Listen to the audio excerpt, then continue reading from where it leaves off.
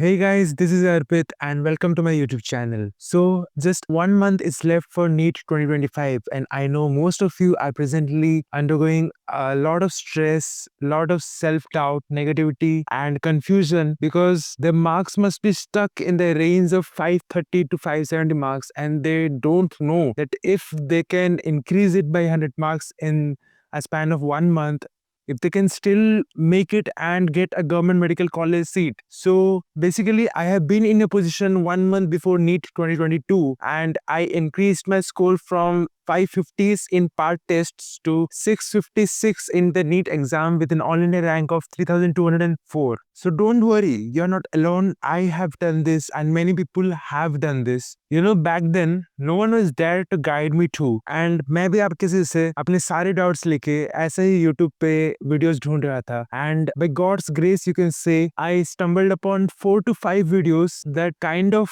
cleared all the doubts that I had, and by applying the important parts of those videos I was able to make it. So the purpose of making this video is to completely stay honest and to deliver in the least amount of time all the things that I had learned from all those videos and applied in my own journey to you in one single video, so that I can help at least one Arpit among you to achieve his dream. So hold a notebook and pen and let's start the video. So firstly, the mindset. There are multiple videos on YouTube about strategies and timetables and what to study in a subject and how many hours to give. But nobody talks about the most important thing that carries you through these 1 month and helps you give your best in this time. That is the mindset, okay? You must have heard that a strong mindset can make you go through the toughest of times. So I want you all to write these 5 golden rules on a piece of paper and stick it in your study place, because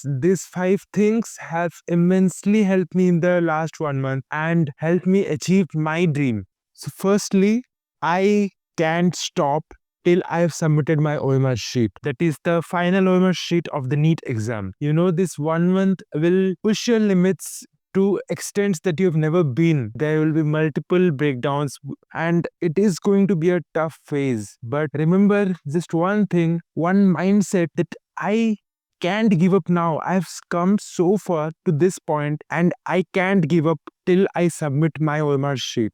And that was the mindset I had. And trust me, when I submitted my final NEET OMR sheet, I didn't know how my exam went because उतना तो मैंने सोचा ही नहीं था. But 3 to 4 drops of tears started rolling down my cheeks. That was the amount of frustration that I had undergone. But still, I kept on going because of this mindset. Secondly, tapasya. Okay. So I'm a firm believer of the concept of tapasya, that is, where you dedicate your whole being to just one thing, and this is the time for it. Remember that all the extra efforts that you put in, the extra sacrifices that you make will show up in the paper, and I have experienced this multiple times. The third thing, the golden rule that I still follow to get past of the anxiety and the overthinking, that is my 100% today, one day at a time. This keeps your mind consciously only in the present, and it helps you to give your best in the present rather than thinking of the past or the future. So fourthly, restart. Okay, I don't know if you have seen or not, but there's a video of Alex sir where he says t equal to 0. That whenever you catch yourself that you're wasting time or you are lost in a chain of thoughts, instead of going into the guilt and overthinking and wasting more time, the moment you realize it, you need to stop and restart. Okay. The fifth one is studying for the last 10 days. Okay. So I guess the last 10 days is the most crucial period of journey of any competitive exam, because that is where I increased my score from 588 in full mock test to 656 in the NEET exam. And I will make a dedicated video on it. But basically the concept is that you need to revise the whole syllabus in the last 10 days. And you have to keep that in mind and keep on revising. Okay, so the second point is your daily schedule, right? So you should not wake up without having the targets in your mind written on a notebook, right? So I followed this very dedicatedly, that my sleep schedule, my waking up time is fixed, and before I slept, I wrote down the topics that I must do tomorrow. And after I woke up, the first thing is that I reviewed those topics, what I should do today, and changed it accordingly to the mood that I have today. Like if I wanted to do organic chemistry instead of physics, so I would do organic chemistry more than physics today. So that's the basic concept, that you should know what are the targets you're going to do today, and you need to follow a robotic life, right? These are the targets, and I just need to complete without thinking anything else and give my 100% today. So the tasks should not be hour wise, right? You should have the mindset that I have to complete all these tasks. And yes, one more thing, don't make a list of targets that you know you can't complete. Okay, you have 24 hours in which you will sit for 15 hours in a day, and you are able to study for 11 to 12 hours effectively. You should realistically make targets for what you think you can complete in 10 hours, and you need to follow it with everything that you have. Because once you start making unrealistic targets, you see those targets and you think ye to ho hi nahi sakta hai, and you start procrastinating. So the targets must be realistic. Okay, so the third point is how to approach a day. So as I said, don't start without target. Your smaller targets are your daily targets that you focus on to make the 100% of your today, right? The bigger targets are the part tests. So basically, I was an LN student, and we had our part test going on every 3 to 4 days. And that was my next aim. I didn't think of the NEET exam. I didn't think of anything else. I was completely dedicated to one test series that is going on. And my bigger target was the next exam that I had. Okay. So that's how you need to approach. If you are already following any test series, please focus on that. And if you are not, try to give part tests on specific dates. So since now the time is less, there are only 20 more days to complete the whole syllabus. So give tests like the whole of 11th syllabus in 2 tests, the whole of 12th syllabus in 2 tests, the complete 11th and the complete 12th syllabus, and finally full mock tests. See, don't fall in the FOMO of giving full mock tests each day. Okay, I will say from my own experience, I had given only 2 full mock tests, and I gave it just before the last 10 days, and I scored 588 in both of them. Okay, so yeah, don't fall in the FOMO of giving a full mock test.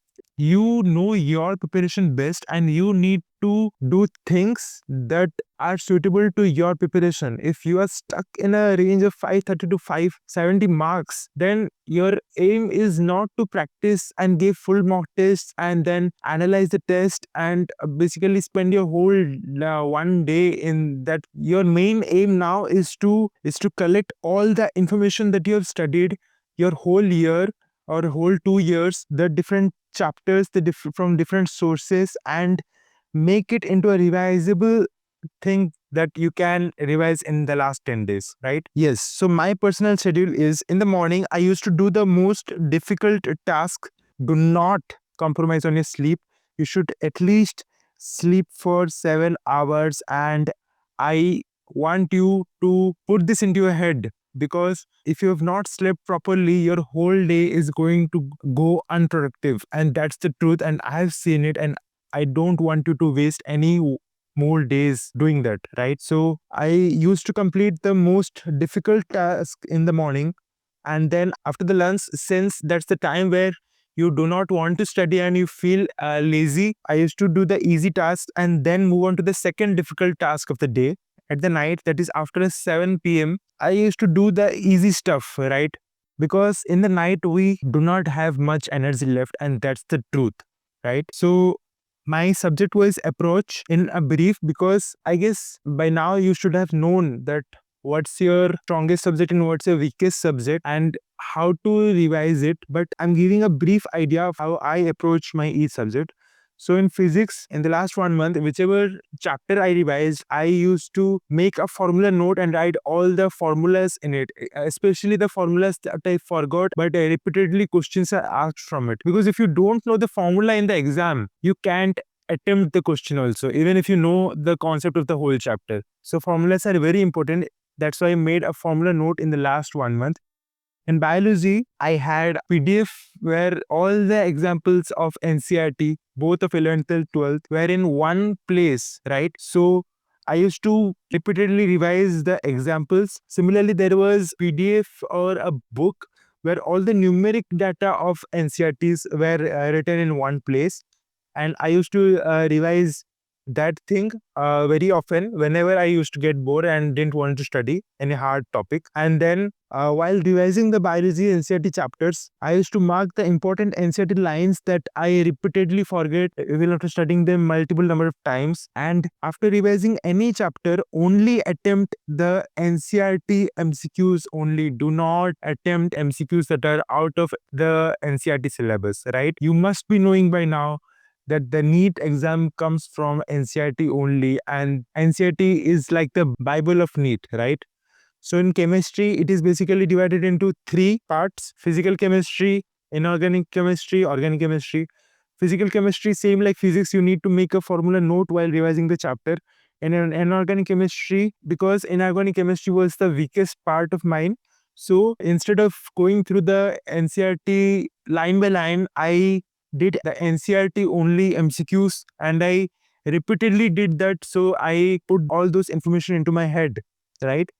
In organic chemistry, what I did was I only did reactions that were mentioned in NCERT. I wrote the framework of the reaction in the NCERT book itself, in that white page that's there beside the text. Okay. And then a named reaction list that must be available online. So practice those named reaction very well. And especially for the named reaction, read the text and the mechanism of the main reaction that is mentioned in the NCERT book, because questions are framed from it. Assertion reason questions are framed from it. So do not skip that. And the fifth point is tests and test attempting strategy. As I said, I had not given many full mock tests beforehand. I had only given part test and only 2 full mock tests.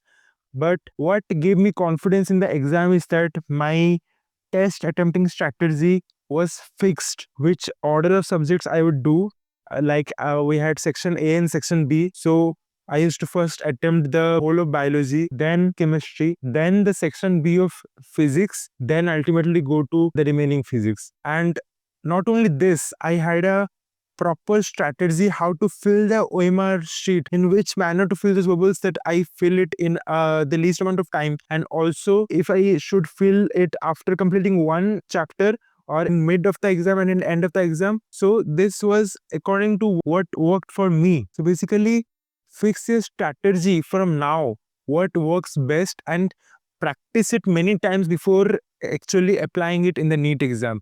You should be confident of your own strategy. That's the last thing you should worry about in the NEET exam. And finally, sixth, how to deal with self-doubts and burnout. So there have been times where I was so frustrated, I would just, close my books and throw it aside and just shout to my mom that I can't do this. Okay, this is not for me and I cannot do this. I wanted to give up so bad. I used to burst out into tears. It's a tough time. I know that. We all have been through this, and you will also say to your own juniors that you had undergone this phase, right? This is a very natural phase, and you learn to cope up to the stress and frustration of life. Instead of holding on to that frustration, I feel whenever I had an outburst, I studied much, much more better after that. So whenever you are feeling very anxious, very frustrated that you are not able to study, I would recommend you all to have a breakdown, because after the breakdown, the study gets way more focused. And always remember those 5 golden principles. You should always have that mindset throughout this 30 days. Okay, so now coming to the last 10 days, which was the game changer and which actually increased my score from 588 to 656. So I didn't know this concept of the last 10 days beforehand, but turns out that this is very important thing in the preparation of NEET PG exam as well. Everyone who has cracked the NEET PG exam successfully also speaks of the last 10 days, right? So if I say about this in this video, it will become a very lengthy video. So I'll make a dedicated video on this. So if you want this, kindly comment in the comment section. And I think this is all that I had to say. So if this video helped you even a bit, I would like you to kindly like this video and subscribe to this channel for more updates, and help your friends out if you think that they might need this video. Okay, so this was my first video, so I apologize if I was not able to deliver what I wanted to say, but trust me, I've been honest throughout this video, and I want you all to make one promise before you leave. Promise me that this is going to be the last YouTube video that you watch on YouTube today, because I think I've said everything that you need in this situation. So please don't waste any more time on YouTube. Pause this video, leave a comment in the comment section, and promise this to yourself and give your best today. This is Arpit signing off.